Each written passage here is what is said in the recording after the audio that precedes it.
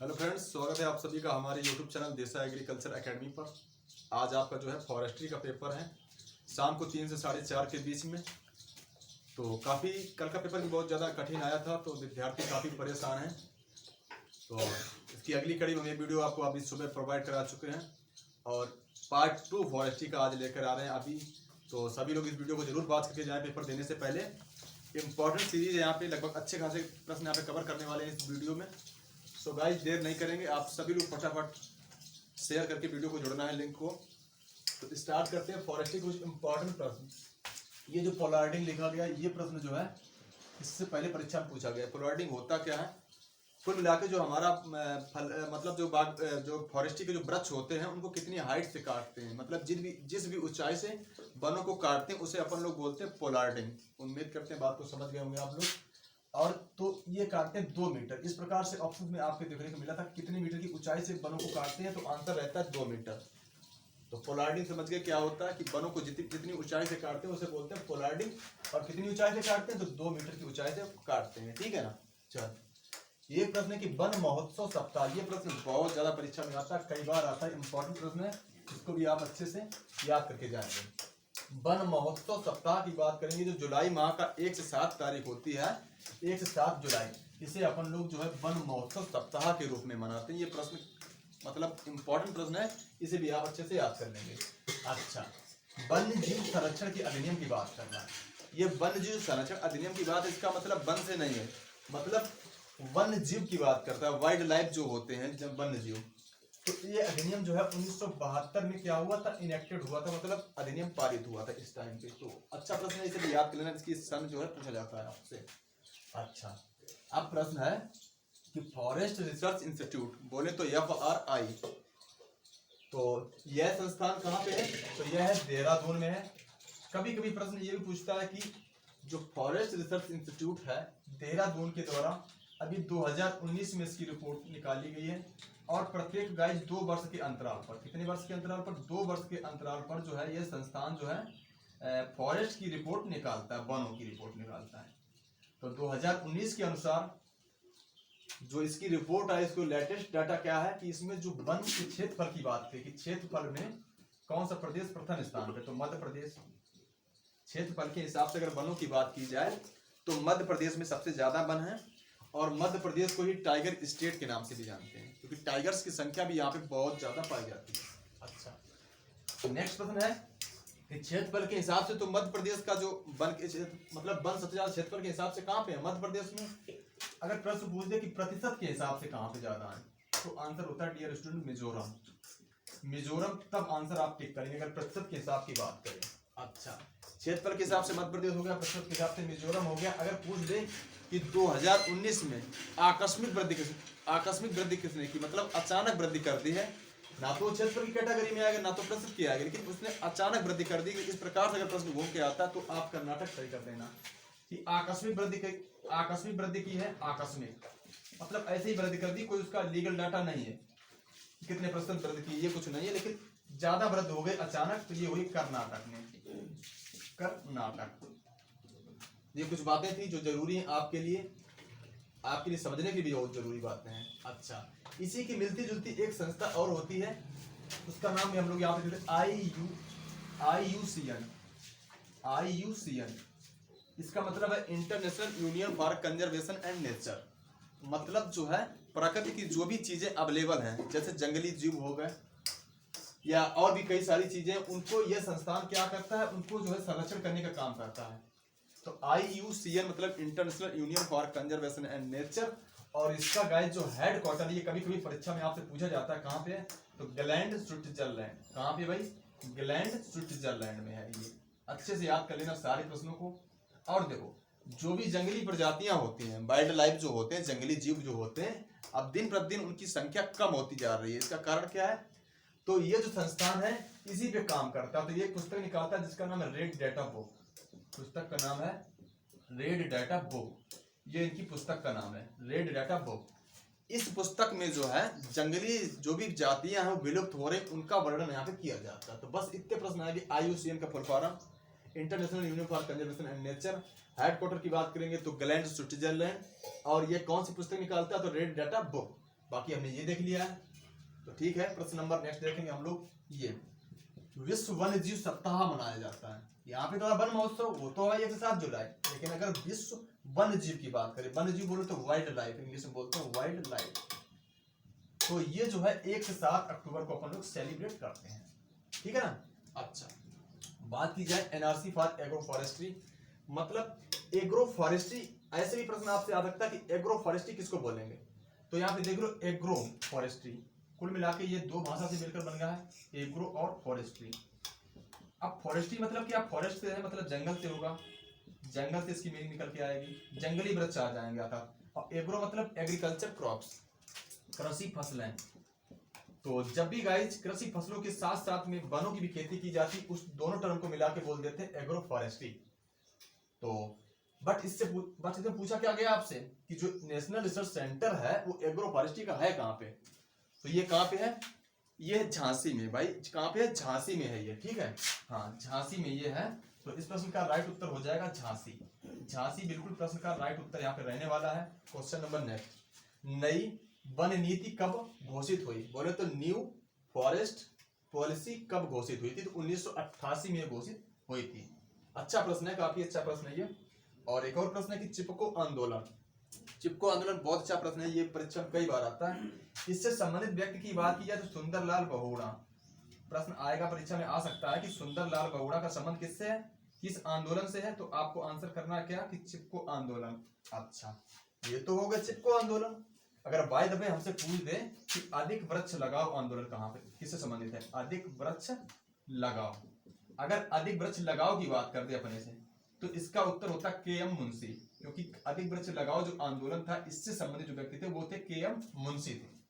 और बाकी चिपको आंदोलन से संबंधित कौन है, सुंदरलाल बहुगुणा, जिनका हाल ही में क्या हुआ, निधन हो गया। अभी से 4 से 5 महीने पहले इनकी डेथ हो गई, मतलब 4 से 5 महीने पहले ये एक्सपायर हो गए हैं। ठीक है भाई, चल एग्री सिल्वीकल्चर, एग्री सिल्वीकल्चर की बात अपन लोग करें तो एग्री मींस एग्रीकल्चर क्रॉप्स और सिल्वीकल्चर मतलब फॉरेस्ट, ये भी आपका पेपर है सिल्वीकल्चर का। तो कुल मिला के वनों से संबंधित जो भी प्रबंधन है, वनों को लगाना और उनकी देखरेख, इन सभी का अध्ययन करते हैं सिल्वीकल्चर के अंतर्गत। लेकिन परीक्षा में आएगा कि एग्री सिल्वीकल्चर किसका उदाहरण है, तो agriculture crops plus forest crop, इनका एग्जाम्पल होता है एग्री सिल्वीकल्चर। अच्छा, नेक्स्ट प्रश्न है कि विश्व वानिकी दिवस कब मनाते हैं। देखो विश्व वानिकी दिवस कब मनाते हैं, विश्व वानिकी दिवस कब मनाते हैं, थोड़ा यहाँ पे रफ कर लेते हैं हम लोग, विश्व वानिकी दिवस कब मनाते हैं। अच्छा, देखते हैं हम लोग विश्व वानिकी दिवस कब मनाते हैं। देखो विश्व वानिकी दिवस तो मनाते हैं, कब मनाते हैं, 21 मार्च। अभी तो उसने पूछ लिया विश्व वानिकी दिवस, आपसे पूछ सकता है विश्व जल दिवस कब मनाते हैं, तो ये मनाते हैं 22 मार्च को। कब मनाते हैं, 22 मार्च को। अच्छा, पूछ सकता है कि विश्व मौसम दिवस कब मनाते हैं, 23 मार्च, ये भी उत्तर सही हो जाएगा। अच्छा, 21, 22, 23 ये बातें हो गई यहाँ पे। अच्छा, कुछ नए प्रश्न भी देखेंगे हम लोग इसी टॉपिक में, आप लोग बने रहिएगा क्लास में। अच्छा, एक काफी अच्छा प्रश्न है आपके सामने, कुछ वैज्ञानिक नाम से प्रश्न आते हैं कि वन वाली जो वृक्ष हैं, वन वृक्ष, उनके वैज्ञानिक नाम भी आपसे पूछे गए, हमने पुराना जो पेपर देखा उसमें पूछे गए। जैसे टीक है, टीक को बच्चों क्या बोलते हैं, सागौन, काफी महंगा और इसकी लकड़ी महंगी जाती है, काफी अच्छा वृक्ष है ये।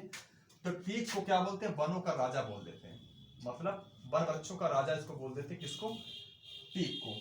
वैज्ञानिक नाम पूछा गया एक बार परीक्षा में, तो टेक्टोना ग्रैंडिस, क्या होता है इसका वैज्ञानिक, टेक्टोना ग्रैंडिस इसका होता है वैज्ञानिक नाम। अच्छा, तो ये हो गया टीक, सागौन, इसको वनों का राजा बोलते हैं, और टेक्टोना ग्रैंडिस इसका हो गया वैज्ञानिक नाम। दूसरा वृक्ष आ सकता है अर्जुन, काफी अच्छा ये भी वृक्ष है वनों के संदर्भ में, तो टर्मिनेलिया अर्जुना, इसका वैज्ञानिक नाम हो जाएगा टर्मिनेलिया, मतलब टर्मिनेलिया अर्जुना। ये भी प्रश्न आपसे पूछा जा सकता है। अच्छा, या फिर जंगल की आग, ये प्रश्न भी आता है परीक्षा में, किसको बोलते हैं भाई, जंगल की आग प्लास को बोलते हैं, आई थिंक इस जंगल की आग ये बोलते हैं फ्लास को, हमारे हिसाब से फ्लास को बोलना चाहिए, ब्यूटिया मोनोस्पर्मा, इसका होता है वैज्ञानिक नाम ब्यूटिया मोनोस्पर्मा। 3 प्रश्न ये हो गए। चौथा हम लोग देखते हैं शीशम, शीशम भी अच्छा वृक्ष है और इसकी भी लकड़ी काफी अच्छी मानी जाती, तो अब देखो, जंगली जो वृक्ष होते हैं, जंगल वृक्ष होते हैं, मतलब वन वृक्ष जो हैं, इनका काम क्या है इंसान के लिए? इंसान के लिए यही काम है कि टिम्बर यानी लकड़ी प्रोवाइड कराना, और कहीं कहीं भी ईंधन के रूप में यूज करना, और विभिन्न सारे फर्नीचर वगैरह, मतलब ये सब इसका यूज रहता है यहाँ पे, टिम्बर। अच्छा, अभी बात की जाए तो शीशम की। शीशम का वैज्ञानिक नाम दिया था परीक्षा में, डलवर्जिया शीशो। क्या है? डलवर्जिया शीशो। ये होता है शीशम का वैज्ञानिक नाम होता है डलवर्जिया शीशो। अच्छा, और भी कई सारे वृक्षों के बारे में यहाँ पे चर्चा हम लोग करेंगे। सभी लोग बने रहें क्लास में। कुछ इंपॉर्टेंट प्रश्नों पर एक बार नजर डालते हैं, इसके बाद यहाँ पे आपको राइट डाउन कराएंगे हम लोग।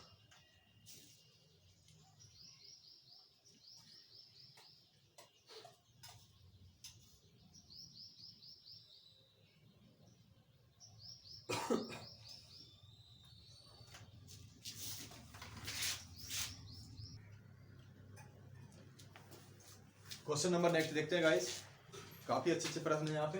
अगर आपसे बात कर दें, पीपल के वैज्ञानिक नाम की बात कर दें, तो फाइकस रेलिजियोसा यहाँ पे हो जाएगा, फाइकस रेलिजियोसा हो जाएगा।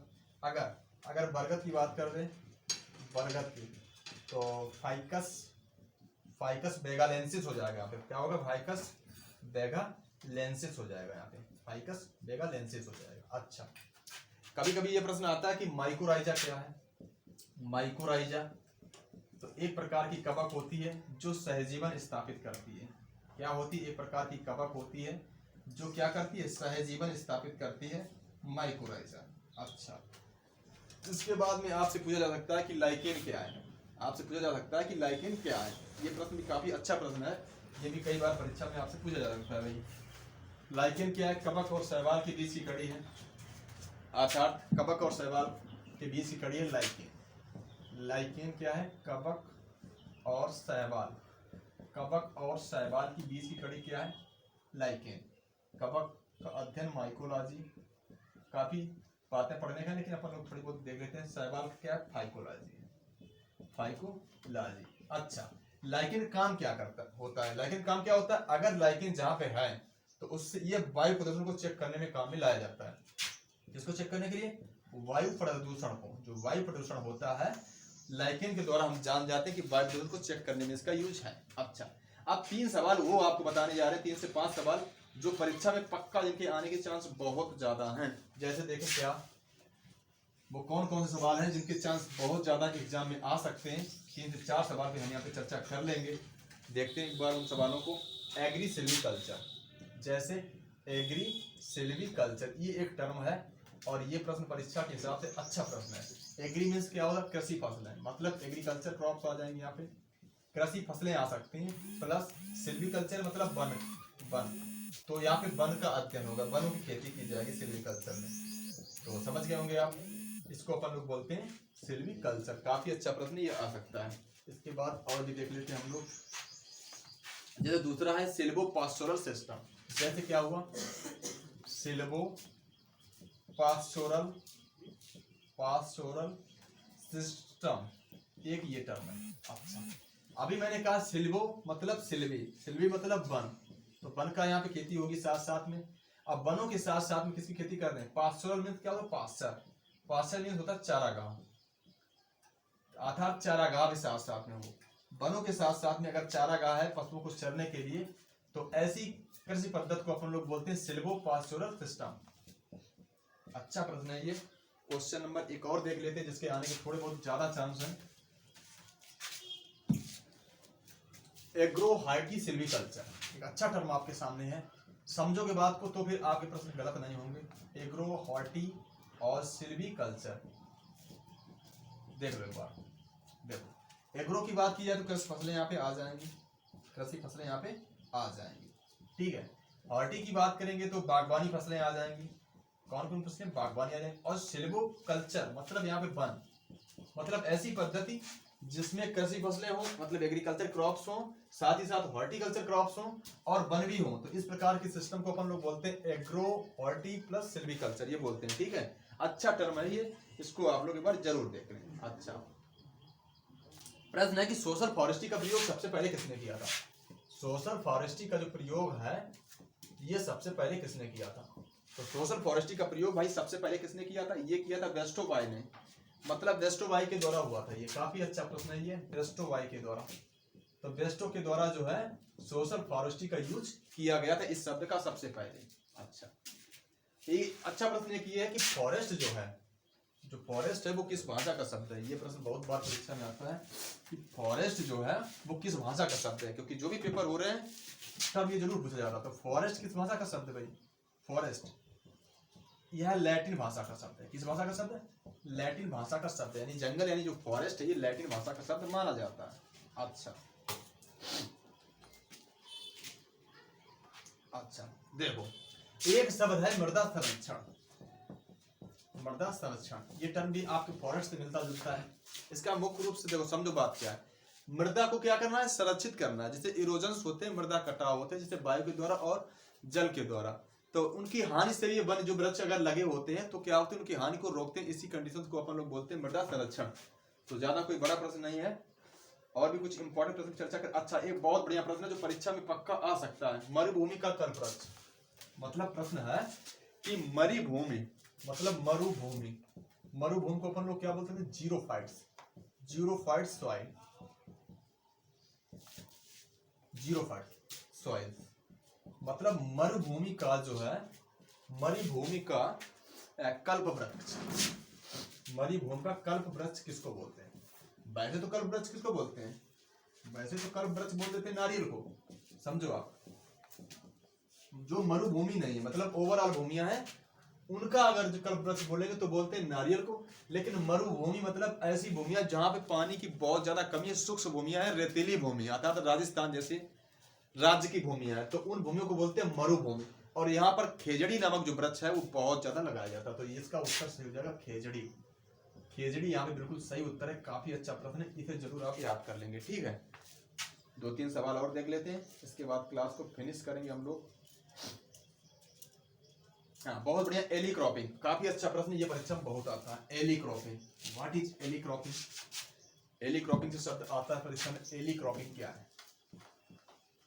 एली क्रॉपिंग क्या है? ये एक बहुत अच्छा प्रश्न है, इसे भी आप याद कर लेंगे कि एली क्रॉपिंग किसको बोलते हैं।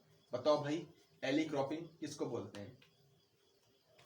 बताएं इस प्रश्न का राइट तो क्या होगा? पेड़। ठीक है, एली क्रॉपिंग।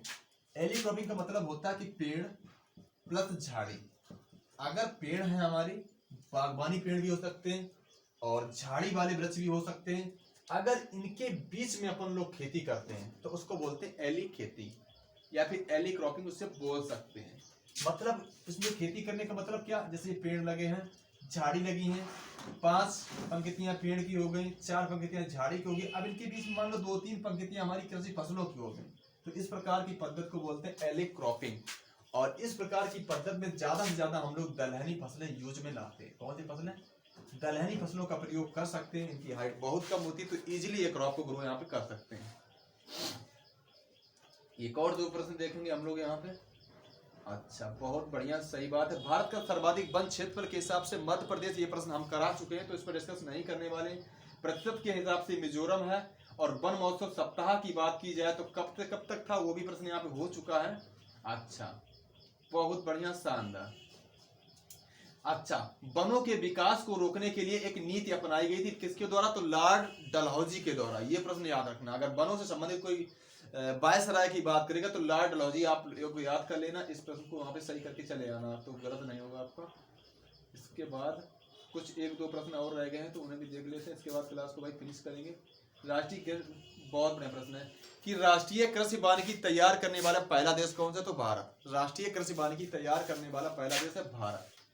ये भी अच्छा प्रश्न है। अच्छा, एक और प्रश्न है कि विश्व के कुल वन प्रतिशत वन आरक्षण में भारत का स्थान कौन सा? तो 10वां है। ठीक है, 10वां नंबर भारत है, 10वीं रैंक। अच्छा,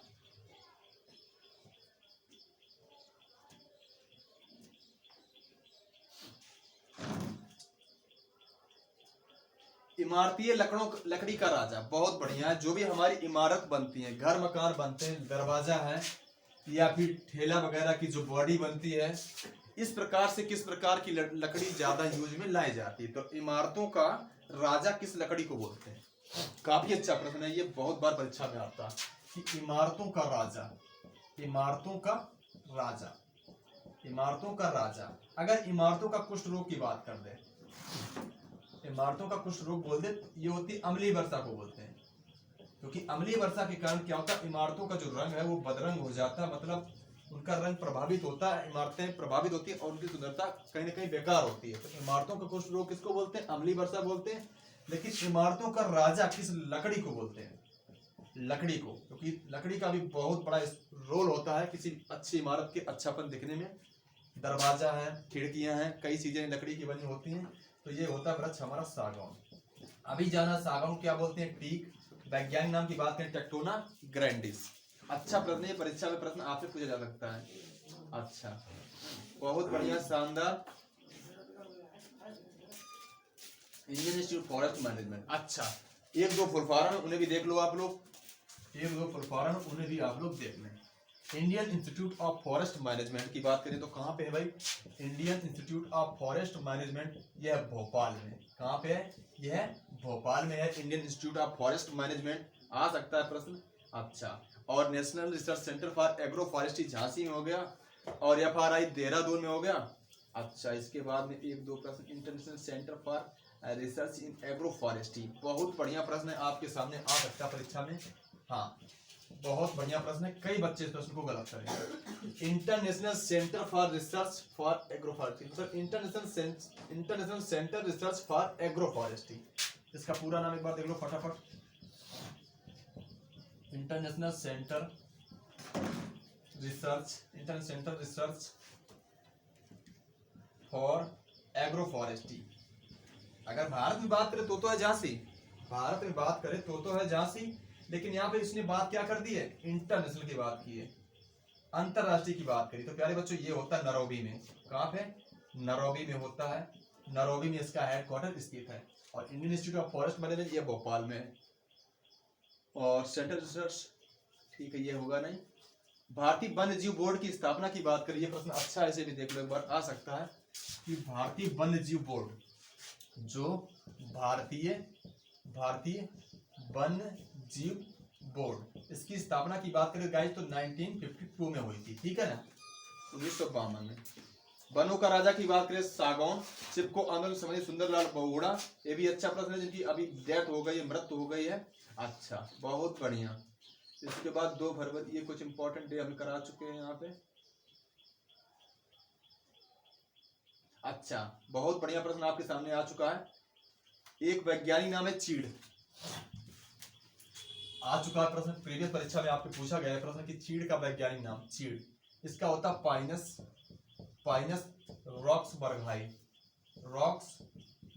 इसका होता क्या, इसका होता है, क्या होता है इसका, इसका होता है वैज्ञानिक नाम, चीड़ का वैज्ञानिक नाम होता है ये, ठीक है। अच्छा, एक प्रश्न ये बहुत आता है कि पक्षियों द्वारा प्रकीर्णन होता है किन वृक्षों में होता है, ये प्रश्न पूछा जाएगा। काफी अच्छा प्रश्न कि पक्षियों के द्वारा जो प्रकीर्णन है, पक्षियों के द्वारा जो प्रकीर्णन उसको वो किन वृक्षों में होता है। तो पक्षियों के द्वारा कुल मिला के अपने वही वृक्ष आएंगे, बरगद आ जाएगा, बूलर आ जाएगा। इनमें जो प्रकीर्णन है ये होता है किसके द्वारा, पक्षियों के द्वारा होता है, ठीक है ना, बिल्कुल। सिल्वर फॉर का बीज बनता तो ठीक है भाई। वृक्षों को मापने के लिए फीते की लंबाई होनी चाहिए 3 से 5 मीटर। वृक्षों को जो है, वृक्षों की लंबाई मापने के लिए जो हमारे पास फीता अवेलेबल होना चाहिए, उसकी लंबाई कितनी, 3 से 5 मीटर। छोटा प्रश्न आ सकता है ये प्रश्न। इसके बाद में बहुत बढ़िया प्रश्न आपके सामने, 3 से 6 माह पुरानी शाखाओं का कर्तव्य क्या कहलाता है। ऐसी शाखाएं बच्चों, ऐसी शाखा क्या है कि ऐसी शाखाएं जो कितने माह पुरानी होनी चाहिए, 3 से 6 माह पुरानी हो। ऐसी शाखाएं जो 3 से 6 माह पुरानी हो, 3 से 6 माह पुरानी हो, और अगर उनकी कर्तन यानी कटिंग की जाती है, क्या उनका कर्तन यानी कटिंग की जाती है, उनको क्या बोलते हैं। अच्छा प्रश्न है, ये परीक्षा में आपके आ सकता है, उसको बोलते हैं सॉफ्ट वुड कटिंग। क्या बोलेंगे,